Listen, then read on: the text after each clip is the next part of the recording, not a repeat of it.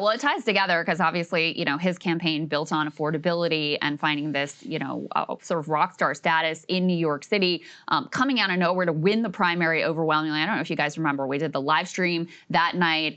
They were in New York, and Emily and I were, here. Griffin and Ryan were in New York, and Emily and I were here remotely covering it. And when we went into, we're like, there's no way we find out because it's ranked choice voting. There's no way we actually know tonight who won. Like, maybe we might know that Cuomo won, but we're not going to know whether or not. Wrong. Zoran beat the polls by like 20 points and totally remade the electorate. Really energized young people who, were inspired by what he had going on. Okay, I'm gonna get out there and vote in a way that I never have. So typically in New York City, when you win the Democratic primary, that's it. It's a wrap. It's over because it's a very heavily blue Democratic city. Not so much this time around. You had Cuomo, who allegedly is a Democrat, who decided, no, I'm not going to actually just like be a gracious loser here and say, well done, and I'll support you for the job. No, he's going to run again. And Eric Adams, the corrupt and disgraced current mayor, who also is allegedly a Democrat, he's still in the race. And then you have the Republican, who in my opinion is the most like dignified and respectable of the lot, Curtis Sliwa. I agree. Who is, who is running because he's a Republican. Yep. He's like, I'm going to run as a Republican. That's what I've always planned to do. So, the billionaire class got together and thought, oh, we can't have this guy like putting in public grocery stores or letting people, get on the bus for free. That would be an absolute disaster. And now the billionaire in chief, Donald Trump, is getting directly involved in the race, trying to clear the field for Andrew Cuomo so that it would be a head-to-head Cuomo versus Zoran. Now, by the way, the polls say Zoran still probably wins in that circumstance, but Cuomo would have more of a shot than he does right now. So we can put this up on the screen. This is reporting from the New York Times, which has really, they've done the best reporting about some of these inner workings. And basically the scoop they get here is that Trump advisors have directly discussed a job for Eric Adams if he quits the mayoral race. Adams has been kind of squirrely when he's been asked about this. He refuses to say outright whether he's committed to staying in the race the whole time. And let's be clear, he's polling very poorly. He's in like single digits or like very low double digits typically. People hate him in the city. They think he's been terrible. He was, he was indicted. He did this corrupt deal with the Trump administration. It appears he denies that, but whatever, in order to get out of those charges. But New Yorkers are not happy with him as mayor of the city. He has the lowest approval rating of any New York City mayor like since they've been doing polling. So it's not like he's polling well, but if you get him out, and then the article says they also were looking at a job for Curtis Sliwa, then you just have Andrew Cuomo versus Zoran Mamdani. Now, Sliwa, I saw just this morning, this doesn't surprise me because he said something similar in the past. Sliwa has come out and said, absolutely not. I'm here for New York. I don't want a job in the Trump administration. This is what I'm doing. Period. End of story. I'm not even entertaining it. But it's pretty wild, Sagar, to see Trump trying to get directly involved and really putting some on the scales. And this is the strange bedfellows thing for Andrew Cuomo. Which you recall in the first Trump administration during COVID, his greatest enemy. Cuomo was set up as this great foil to Trump and whatever. And meanwhile, Cuomo, behind the scenes, first of all, is reaching out to Trump, according to the New York Times, and is telling business members in the community, oh, I have a good working relationship with him. We're going to be able to get along, et cetera. So it just shows you how much of his posturing as some great like Trump, anti-Trump resistance figure was total and complete bullshit. Well, it doesn't make a lot of sense because if Zoran winning and being a disaster wouldn't be good for Trump, so you would actually want him to win. It's like an accelerationist philosophy. You're like, no, actually, you want somebody to do. If you think somebody's gonna be bad, then you should let them, actually go full reign and actually win the primary, or sorry, win the election. So in one sense, it doesn't really make sense. But I think on the other hand, with the Trump obsession, how much of this is that he's from New York and lived in New York forever and just doesn't like Zoran and wants to personally get involved? That partially could be part of it. But politically, it makes no sense because if you come in and ham-fistedly help Cuomo, New York Democrats hate Trump, even if they might be open to Cuomo. Why would you as Cuomo want Trump's support? Right. That's exactly that's exactly the line that Zoran is picking up correctly, by the way. Yeah. Is you're like, hey, Trump is helping this guy. I'm the person against Trump.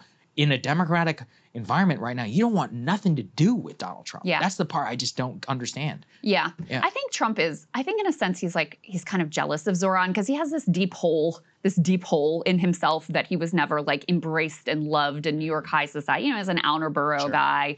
And I think there's still this sort of like deep well of insecurity there. So you see this young, good looking guy who's being treated like a rock star, people mobbing him on the street. He's this like political out of nowhere phenom. I think there is a level of just like personal jealousy that this city that was his city never embraced him in the same way. But you're right, Zoran, obviously the Cuomo people did not want this story to come out. Right. They don't want the Trump Association to be out there in the public, but now it is. And to your point, Zoran is quite obviously, because it's the most obvious thing to do in political history, seizing on that to strengthen his own hand. Let's go ahead and play D2.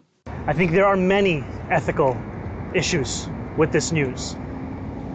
We are talking about a mayor who was facing an indictment that was then dropped by this administration to ensure greater collaboration with the immigration directives of this administration. Now being considered for a job offer such that he would drop out of a race to represent this city because of the fact that they believe that would increase the odds of anyone being able to defeat me. Those are incredible ethical issues. And none of this has to do with New Yorkers. None of it has to do with the welfare of this city. It all has to do with power. It all has to do with the audacity that we have here to believe that we could pick our own mayor, that we have to believe that the most pressing issues are not how to ensure that Donald Trump continues to have an ambassador in City Hall, but that New Yorkers can actually afford the place that they call home. He's got a great line about Cuomo. He says Cuomo stayed in the race because he doesn't understand that no means no, is his line on that. But yeah, I mean, I think Zoran is very well positioned. Even let's say Eric Adams drops down and takes this position. Even let's imagine that Sliwa goes back on his word, which I genuinely don't think he will. And it's like, okay, I'm going to drop out of the race. Number one, you've got a mechanical issue because the ballots are like being printed right now. Yeah. And so even to get them off the ballot, I don't even know if it's possible at this point. I still think, based on the polling that I've seen, Zoran wins, even if it's a head-to-head against Andrew Cuomo.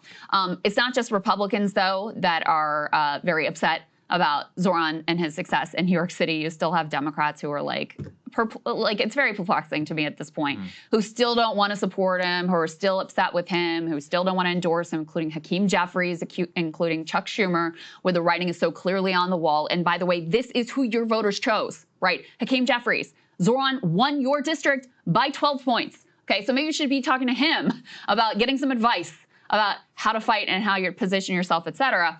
This is New York Democratic Congressman Tom Suozzi saying he doesn't even want Zoran in the same party as him. This is D4. Let's take a listen.